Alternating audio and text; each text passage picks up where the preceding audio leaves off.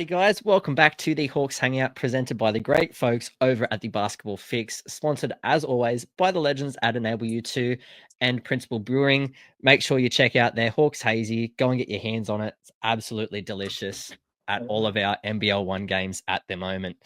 Now, today we've got a little bit different for you guys. We've got two absolute legends in the building. The seasoned Hawks mullet warrior, Dan Grida, and shooter like Luca, blasting like a bazooka, Luca Yates. I was starting off kind of tough. I was elite. I kind of was tough. What's going on, boys? How are we feeling? Yeah, good, bro. Yeah, we're feeling good. We're feeling good. Sorry about the setup. I'm sitting on a cupboard and we found a chair for Luca to sit Yeah, on. I got one chair in my room. That's why the height is a bit off. But yeah, we've made it work. Made it work as always, boys. Now, you're killing it in New Zealand at the moment. You're leading the league in points at the moment. Luke, you're leading the league in rebounds. How's the league over there? How different is it to the NBL league? Yeah, it's very different. It's a lot of fun. You play against kind of NBL players every week, so there's NBL guys kind of scattered throughout the league, and then obviously also a lot of really good imports, and then lots of great young Kiwis. So there's a good mix of guys around. We kind of know someone on every team, so it's kind of fun to catch up with guys out here and see how everyone's doing. But it's a really good league, and we're having a lot of fun. It's hard. Like, the teams are good. It's not easy out here at all, which we're finding. We've had a bit of an up and down season since we've been here. Hawke's Bay, that is our team, but yeah, we're figuring it out, and having a good time. I've been out here twice already before, so this is Luca's first time. So I don't know if you got any different thoughts on it. Yeah, no, he said it well. Like, there's you see some familiar faces over here, which is good to see. Going against these teams, they're pretty tough. Some of them have core groups that have been together for a while, so those ones are good games. But yeah, at the moment, it's all good. Loving it. Yeah, absolutely.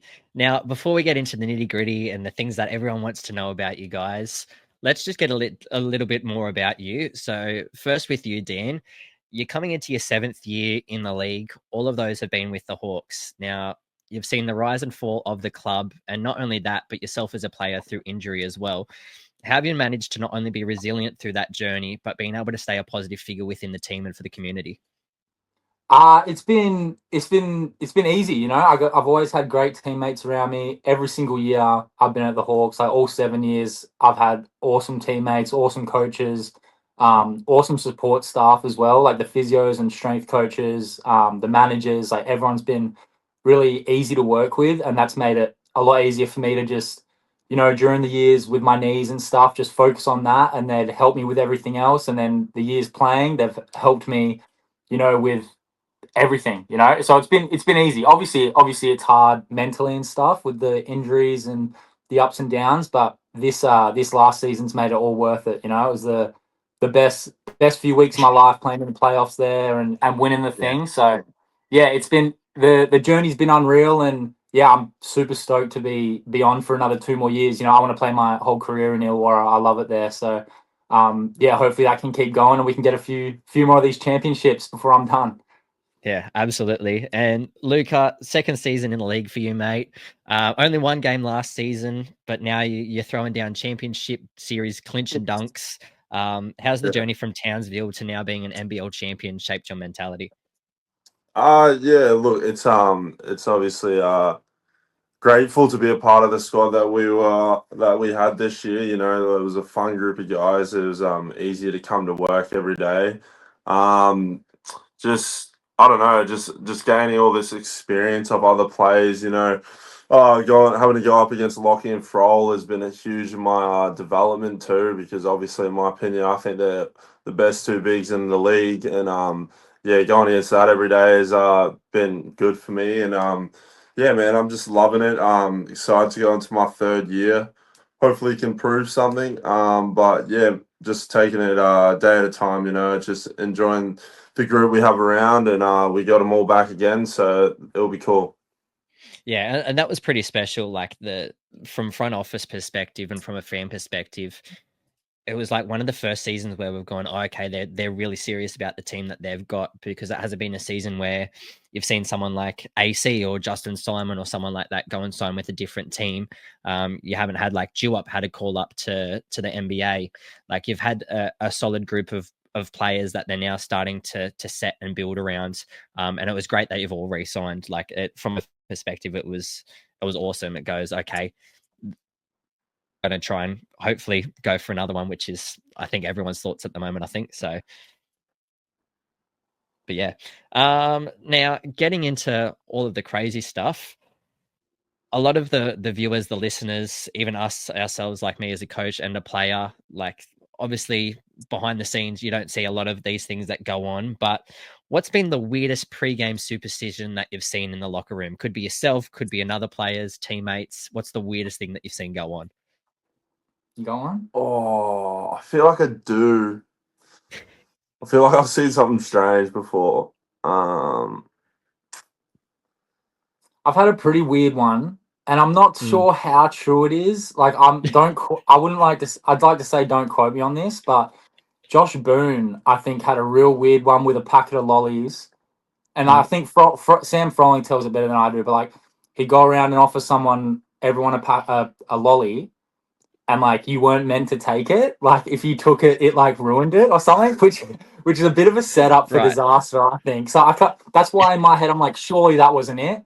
But that's one I've heard, which is quite funny. But yeah, you'd have to check with Josh Boone or Sam Froll about that, I think.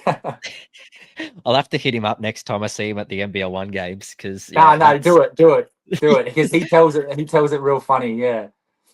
Nah, Luca, anything, mate?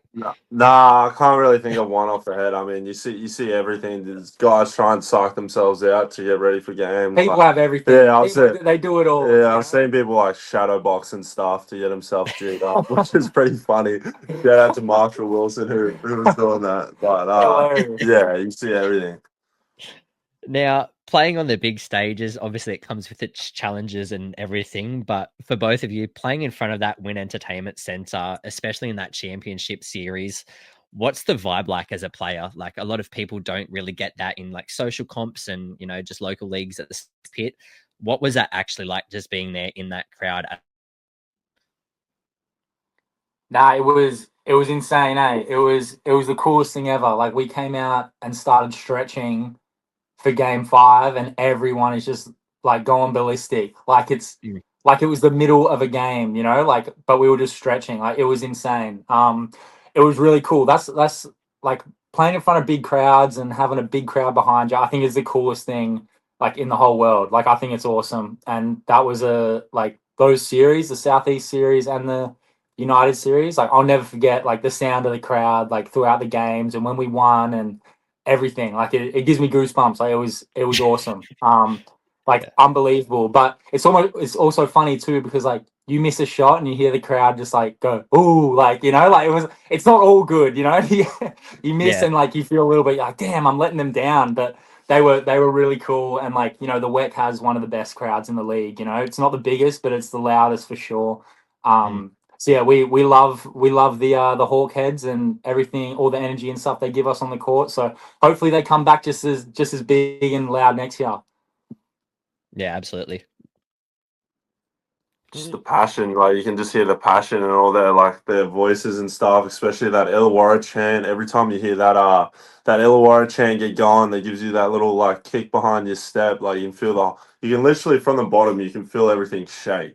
Like you can feel the stadium rumbling, and it's just those are the games that's why you play basketball, for those exact games where everyone's coming out to watch, and just a good environment. I think it just set the vibe for the whole, especially that game. It just set the vibe for how we were going to come out. Yeah, absolutely. And that vibe, like that has kept going, as you said, Dan. Like goosebumps. We still watch the video on repeat. I'm still constantly going through videos and all the rest of it. I've got one where Zook throws down his dunk right at the end, and everyone around me is going absolutely crazy. Like there was, I think, maybe 2 minutes left. Tyler's block, and the game was still a little bit close, but he has that block over, I think it was Ian Clark at that point in time. And I think they come down the floor. they push it. Trey scores. That was it. Like it clinched it. Yeah. Everyone like breathed a sigh of relief. So 100%. you guys for knew, and sure. I could see you guys knew. So it was Yeah, we knew. Yeah, for sure. Now, obviously, you guys have got road trips. I've seen you guys in Tassie. You know, that was an awesome road trip down there and an awesome game down there. But which teammate would be the absolute worst teammate to be bunked with on a road trip? Oh, man. It's a tough one. I've been with Frols pretty much non-stop for the last, 5 or 6 years. So I couldn't even really tell you. I've been with Zook a few times. He's got a bit of a Yeah, probably not me. he snores. He snores a bit. I snore a little bit. A bit's an understatement. Yeah. It's a myth, but it's a bit of a bit of a chainsaw going off next year. But I sleep with headphones in anyway. I sleep with headphones in anyway. So it's a match made in heaven. So it's actually worked out fine when we have to room together. But yeah, so Zook's probably the one, to be honest. Very nice. Zook.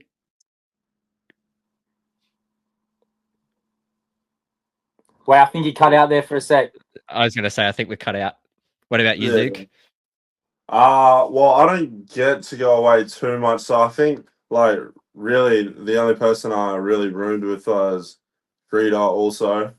And, I mean, he's not too bad. Keeps to himself, I guess. But yeah, no complaints. But probably maybe Toddy Blanche, though. I've roomed with him in Mackay, and all you can hear is him just clicking his mouse. He's a bit of a nerd. Bit of a gamer. Yeah, a bit of a gamer, but I get around it, though. It's his sort of his pre-game ritual, and I'll let him go ahead. I was just going to ask. I have heard he's notorious for playing his games. Trips, yeah, he loves RuneScape and stuff, so he'd just be on that all night. You can just hear him clicking away. Yeah, with a Coke and a Mars bar, and he's set. He's set. He's living the dad life, and he's living. That's it. That's it. He is. I love it. Now, look, Luca, you've had some absolutely solid moments in limited minutes. What's been your focus in New Zealand at the moment and your practices right now before heading into this NBL 26 series? Yeah, I just think just going out and proving myself, proving that I can play against bigger bodies, play against with the pace and stuff. I'm getting there. It's not something that you just go do after not getting as much game time over 8 months, but I'm just having fun. I think this is a good development, a good pathway for my development, and I'm also trying to get in front of Tall Blacks. Like, that's one of my aspirations for the future is representing the Tall Blacks, and just getting my face in front of some NZ faces, and just going at it. Yeah, absolutely. And that'd be huge, mate. Like, there's nothing bigger than representing a country. So if that's something that you can achieve, which we all know you can, like, everyone will be behind you cheering you on, man, because you'll get there. Thanks. It's not a matter Thanks, of bro. I appreciate that. If it's all when. So, and Dan, for yourself, mate, like coming back from injuries, as we've spoken about, like what's changed in your mindset physically and mentally? Like the club's stuck with you, you've stuck with the club through all of those years. Like that must be pretty special, man, to be able to see it all and be able to live through a championship now. Like just, yeah, that would be huge.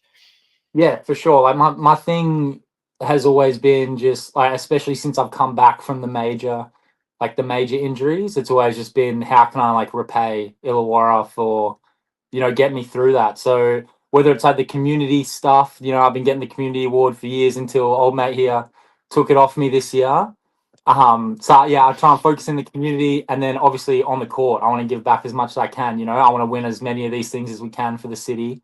That's done everything for me. So that's kind of my overall focus is winning in Illawarra and coming out here to improve my individual skills and leadership stuff, things like that, and keeping in shape, keeping my body ready to go. And also just to play some basketball. I haven't played a lot over the last 5 or 6 years because of injuries and then like playing time here and there. So I just like coming out here and just hooping, getting back to, playing basketball. I did it last year with Nelson, and this year's been great too because we got Gruggs, our assistant coach, is here. And I get to come out here with Luca and Wani, so 2 other Illawarra players, which, we've been having an awesome time. So yeah, that's kind of my goal for this off season. Yeah, absolutely. And speaking of both of that and the goals and all the rest of it, obviously the wins don't come without their losses as well. But how to eat set mentally after a tough game or a tough stretch of games, they could be a bunch of road away games and you're not home in a while. How do you reset mentally? I would say, I just try and keep everything in perspective. Like we've had a tough loss or two out here, like one or two that we should have won, and we didn't. So just keeping in perspective. It's a game. All you can do is go back and try to be better next time, and get in the gym that week, that sort of thing. So yeah, that's kind of what we've been doing. We've on our off days, we explore. It's not all basketball, because if it was all basketball, like it'd be a terrible world.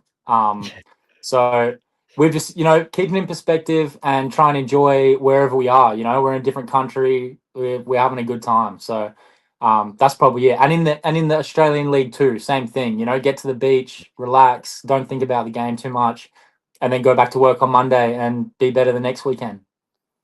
Absolutely. Yeah, as Greta said, like you can't dwell on losses at all because you're playing games weekly. Some games you got to play the next night, so I think it's just staying level headed for sure. So like I'll say for myself, we take a bad loss. I'm not trying to think about basketball. Like I'm not trying to put myself back in that state. You give it a rest for a night, and then when you regroup together as a team, you go watch film, you go what we're through. And once that's over, that's it. Like you don't go think about the last loss because that's when everything doesn't go the right way when you're thinking about it like that too much. So I think it's just staying composed and then staying together as a team. And yeah, you'll be right. Just regroup. Yeah, absolutely. Right. Into the fun stuff now, and this is what everyone's been waiting for. So locker room banter, it's always there. You guys bring the absolute vibes. We see it all the time, but we want to know who is the loudest voice in the locker room, because we're option. Oh, You cut out for a fair bit. Yeah, Oh, we cut out. yeah. We cut out. We're back. We're back. you're back. All good. No, Okay. I was just Who, saying, who who do you think? Who do you think from the outside? Who do you think is the loudest in the locker room? Just look at anyone. if I'm being honest, my assumption would be Wani. I feel like Wani would not let anyone, like, he would be straight into everyone as soon as you guys got back into that locker room. Well, it's not Wani, but Todd Blanchfield is the biggest pest known to man. The biggest pest. Ever. Ever. Like, you will always hear him. He'll be in the back twiddling with his fingernails like he always does. And he'll just be throwing chirp left, right, and center. Like, Just yeah. waiting for it to come back to him, too. He wants you to go back at him so he can keep going. Like Toddy has like personalized chirp for every single player on the team. Like he's got like their own thing. Like I don't even want to say what does he give?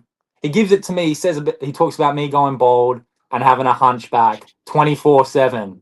So like that's my thing, Yeah. And like everyone's got their own little thing that he'll just chirp at him about all day. It's terrible.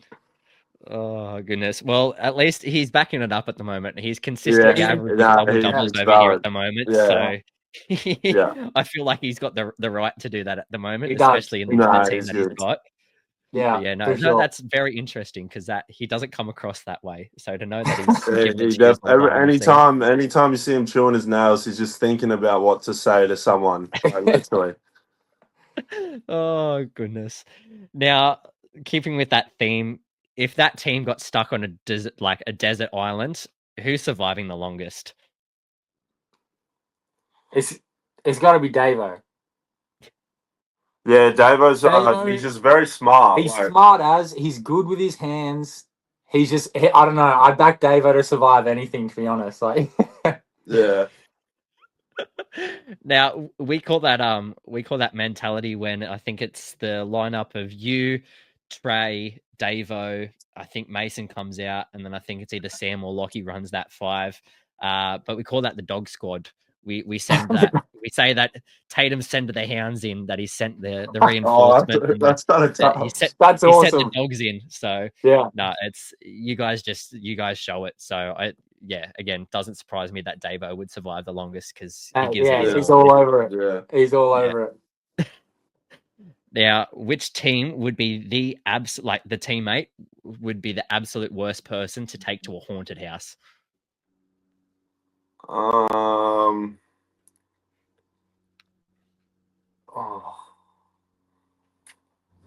I'd say probably Grida, to be honest. I wouldn't be good in a haunted house. He's too nice to be walking around to the haunted house. He'd probably try to say hello to someone and they'll scream in his face. I'd be scared I'd be jumping at everything, you know. I'd be jumpy as. So that'd probably me. I can't really think of it. I think everyone else can handle themselves pretty well. I'd probably say him. Yeah, probably me, to be honest. No, I don't want to go to a haunted house. I mean, I'll tell that. I don't want to go. So there's that. Yeah, no, I'm very much against them. No scary movies, no haunted Yeah, houses. neither. No, can't do No it. chance. Now, this one's for you, Luca, and I'm going to make you sweat on this one. Start, bench, cut. You've got Grida, Lockie, and Trey. Start Trey. Nah, you can bench me, bro. You can bench me. Bench Lockie, cut Grida. Mate. No, wait, those are three hard ones. Hey, after all the times we've had at the end of the bench, I literally sit next to him on the end of the bench every game. No, that was a tough one too hard. They're all good, great dudes. Crazy work. They're all great dudes. Now, speaking of Lockie himself, he's absolutely killing it over there in the draft as well. We've got our thoughts. We think he's going to go late second rounds, you know, maybe mid 40s, early 50s. What are your guys' thoughts? Yeah, we've been watching all the videos. We've been, you know, seeing it all. I'm messaging him, obviously, talking to him about it, and I wouldn't have a clue, to be honest. Like, I'd take him number one if I was a GM, but that's probably not going to happen. I'm not too versed on what's going on, like who's ranked where and stuff. But you know, Lockie's really special talent. You know, I've never seen another player like him ever. A big guard, point anything. Like, I've never seen anyone play like he does. So yeah, any team that drafts him is going to be super lucky to have him. Yeah. And obviously, like the main priority would be to bring him back if, you know, it was a situation like Luke Travers a few years ago where they draft him and they send him back, or something like Jessup even, where Golden State had him and then they sent him back. Like, I think obviously the priority would be to bring him back, obviously with Sam being out, but we obviously don't know. So in that case, it's one of those things. But I'm sure, Luca, you'd step up, mate. Like, it's you'd have your chance. You'd have your chance to shine, mate. And again, as I said, we all know that you can do it with just those minutes. So it'd be huge. Now, Dan, who wins in a one-on-one with you, mate? You or I've got two. So first of all, you or Davo, who wins in a one-on-one? Oh, we've had plenty of one-on-one games over the years. I'm gonna say, well, I'll say Davo. Like, Davo is a ridiculous one-on-one, like ridiculous one-on-one player. I give him a good run. I'm not saying like who do I think. Like, I know, like, we've played enough one-on-one. Like, he beats me, and he's super tough. But I give him a good run for his money. We had one off season where we both stayed in Wollongong the whole off season, and we're working out every day and playing one-on-one all the time. So we've had some games, but yeah, I'll give it to Davo. I'll give it to him. So that one goes to Davo. Now, he probably doesn't watch this, but even if he does, and we get the message around to him, you've got some big words here. But you or Coach, who wins in a one-on-one? Oh wow, the battle of the bung knees, mate. I tell you what, his knees are just as bad as mine. So, no, I'm definitely cooking him. Like, definitely cooking him. He's way too slow. He's way too slow. I'm getting to the hoop every single time. But yeah, we'll keep that on the low. We won't send that to him or anything. Okay. No tags, no nothing. We'll keep that one on the down low. Now, dream NBL 3-on-3 squads all time can be any current players that you've had, any former players that you've been with, or players that you haven't played against. dream 3-on-3 squads for the both of you? Okay, well, Todd's got to be in it because he's an actual 3-on-3 FIBA champion or something, right? Yeah, he got that at the, I don't know. Was the World I Cup can't or remember, the- but he's won one of those. So he's in there. He has to be in there. I'll probably put Toddy in mine too, just based off he's played 3-on-3. So That's fair. I'm gonna go. Oh, as a local young Perth boy, I got to put Damien Martin in there just to absolutely clamp up everyone on the other team. And then I probably need some size. I'd put Lockie in mine too. Lockie, Todd, and Damien Martin. I think that's a pretty unstoppable squad in 3-on-3, to be honest. I'd go That. Toddy. Give me prime DJ from Adelaide, Daniel Johnson. I think I've seen him play 3-on-3 before. So I think that's why I selected him. One more, 4. So there's so many people you can pick from there. Like I'm trying to think. Damien Martin's not a bad call though. That he's, you need a point guard. He is you need a guard or something. Hey, it was saying all NBL. Give me Bryce Cotton. Bryce Cotton. I want him on that court. Hey, look, have him on the court, man. Yeah, it's a shame that he's gone, but if we had him back in that league and he was a naturalized Australian, he would be killing it in that Boomers squad, man. He would, wouldn't he? It'd be insane. For real. Now, obviously, hyping yourselves up is an absolutely huge thing, no matter if it's away, at home, all the rest of it. What is in your game day playlist, and who has the best bangers when it comes to game day? Game day playlist. Well, I like a different style of music on that game day. I'm trying to. I listen to like very upbeat, like I guess you could call them like house music or house songs. Trey's not really the biggest fan of them.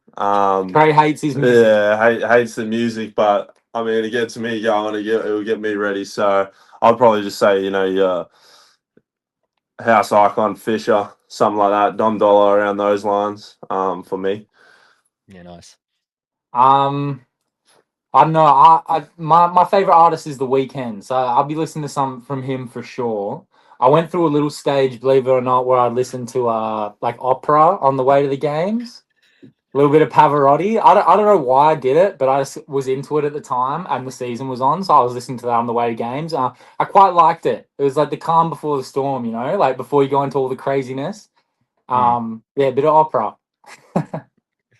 It's funny that you say that because it's not something that when looking at you, you go, "Oh yeah, Dan Grida listens to opera." It's not something it's not something that you usually hear basketball players say. Hey, you heard it here first. How do you listen to Aussie rap or something? Aussie rap, 360, yeah, mate. Now, for either of you, this can be on court or it could be off court. But in your basketball journey itself, what has been the most embarrassing moment for you as a player? There's definitely plenty of times where I thought I felt like an idiot.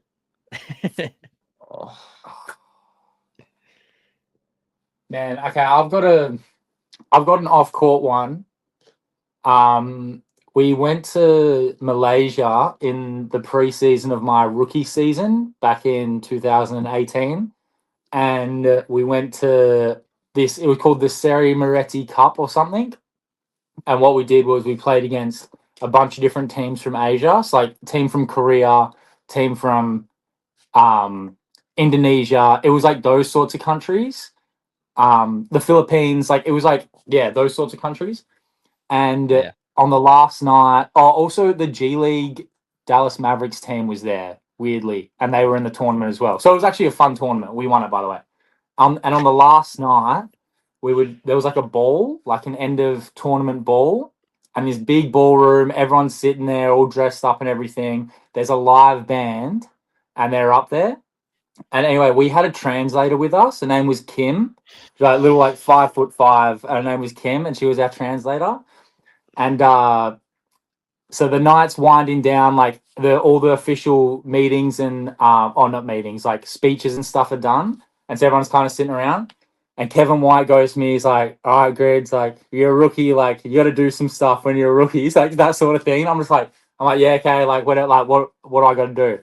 And he's like, you're going to go grab Kimmy, like Kim, the translator. She was across the room with her friends. You're going to go grab Kim and you're going to walk her up onto the stage. You're going to tell the band to play Ed Sheeran and you're going to dance with her in front of everyone. And I was like, there's no way. I was like, there's no way I'm doing that, Kevo. Like, I'm not doing it. And he's like, no, you got to do it. And then Dave Anderson pipes and he's like, no, you got to do it. You got to do it. Brian Conklin, they're like, you got to do it. And I'm just like, man. So I go over there and I grab Kimmy and she's like, what are we doing? What are we doing? I'm just like, just come with me. Just come with me. And we go onto the stage and I tell the lead singer of the band to play some Ed Sheeran. I can't remember the song they played. It was like one of his most popular songs. I can't remember what it's called. Anyway, and I danced with Kimmy up there for like 5 minutes, and everyone is losing their minds. Like everyone's gone crazy. Everyone's like cheering us on and stuff, like loving it. And eventually, like, I'm like, oh, thank you. And we walk down. I take Kimmy back to her friends. I walk back, and the boys are just absolutely pissing themselves. Like it was hilarious. A few of the coaches of the other teams came up to me, and they're like, congratulations, like that was the funniest thing I've ever seen. So that was probably the most embarrassing story I've got. Sorry it took a while. It's all right. Yeah, I don't think I can top that. We'll just leave it at that. I don't think anyone will ever say will top that. It was terrible. Yeah, that's good from Ken. Nah, dude, there was like there would have been like 500 people in there. Like it was hectic. It was terrible. I'll have to hit Kevy up about that one. See if you will 100%, 100%. Now, obviously, heading into NBL 26, you got a lot of weight on your shoulders, not only from yourselves, from management and all the rest of it, but you know it's a big thing to come off a championship. But for yourself as a team and as teammates, obviously, it's been great that you've all been able to kind of stay together in different teams and all the rest of it. But what's the team's goal for this season, and what does it take to get back there and take to get back to that goal? I think the goal right now is to still get Trey, get Trey back. And I think just get everyone proving back. that this could possibly turn into a legacy. You know, Yeah, I make think this a dynasty. I think that's why they've re-signed all of the core. Like I think with these groups around plus JT, I feel like the whole organization believes after this year, and I'm pretty sure the community might feel that way, is that like we have a serious chance at potentially being in the grand final for the next couple of years. I think that's been the Hawks' goal, and I think signing that core, that was a great idea. Yeah, look, a lot of people are throwing things out there going, oh, no, they can't back it up. They can't back it up. Our good old mate, Josh Higgins, over at the Basketball Fix, has said Sydney Kings will take it all this year. So I don't think that we can let Cross live up to that hype. But yeah, is Perth Wildcats, unfortunately, and completely jumped ship. But we all believe that you guys are going to go back to back. Hopefully back to back to back to back, but to back. Hey, we'll do one better than Jordan. We'll win 6 straight instead of 6. That's it. We'll win 6 straight. Now, what has the Illawarra community meant to you guys as players within your time there? Obviously, Dan, you've had multiple years here now. As you've said, you can't see yourself playing for anyone but Illawarra. That's a huge thing to say for a player. Yeah, 100%. I absolutely love Illawarra. Everything they've helped me get through, and like just the way they get around us. In the streets, they always say hello. They always come up to us, like that whole thing. So it's been like an amazing 7 years there already. And when I was during the season, when I wasn't playing as much, and I was thinking about the off season and free agency and that sort of thing, I used to get super sad just thinking like, man, like imagine if I went somewhere else, like I'd have to start all over again, like in terms of with the community, like I've really like grown up there. Like I've spent my whole adult life there. So I was getting real sad thinking about ever leaving or just starting again somewhere else. And I was not about it at all. So super pumped I got 2 more years before I have to think about that again. So yeah. Yeah. Yeah, I just think like in my short time I've been at Illawarra, obviously compared to him, but yeah, you just notice it from the get go. Like as soon as you get here, like people are looking at you because you're tall and stuff like that, and then just the constant like people just telling you great things about the Hawks when they come up to you and see you. Just seeing kids' reactions when you go to like even community events, like you just see them, they're like so happy you're here, like it's stuff like that that like really makes you want to do something for the community. Like just you could just see probably the relief on everyone's face when we won that championship, and like just that for me, and seeing like other people and just seeing you see your regular people every day, because Wollongong's not that big. You see the same people most of the time, and they just Yeah. keep telling you, keep encouraging you, and finally to get it done, it was just like a fulfilling feeling.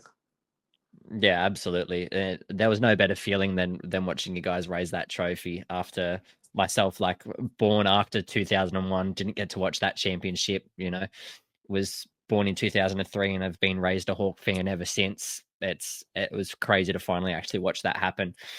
But speaking of kids and speaking about the community and all the rest of it, what advice would you give to any of those young Illawarra kids, dreaming of being in your shoes one day and eventually, making that leap?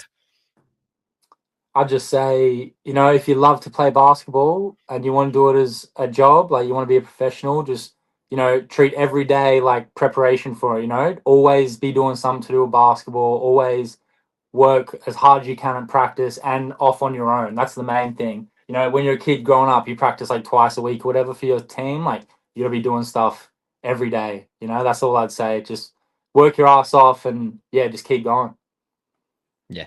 Yeah, I'll just say like as you said, train every day. Like that's a big thing. You got to be in the gym. You got to get, you got to fall in love with it, and like you got to be psycho about basketball basically. Like you got to love it. And I'll just say as you're going through the reps, or maybe like you haven't even been able to reach reps yet, like you just got to keep trying, keep showing up, always show up on time, and just keep grinding day by day. And then it's almost just like one day it feels like it clicks. Like it feels like, oh, like I'm I've got a bit of an advantage. Like I feel like I can use that to my advantage, sort of thing. Like just you'll see your constant work, like that you put in, reflect on the court. Like you'll slowly start to see it, and just keep going. Yeah. No, and that's huge. Like as a coach myself, there's only so much that you can do as a coach and to prepare them mentally, but to be able to hear it from players that have made that level and all the rest of it, it's always a good thing to have. So last little quick one before we finish it all off, nice little fun one. If your basketball journey to date was a movie, what would be the title and who would be playing you in that movie? Oh, uh, uh,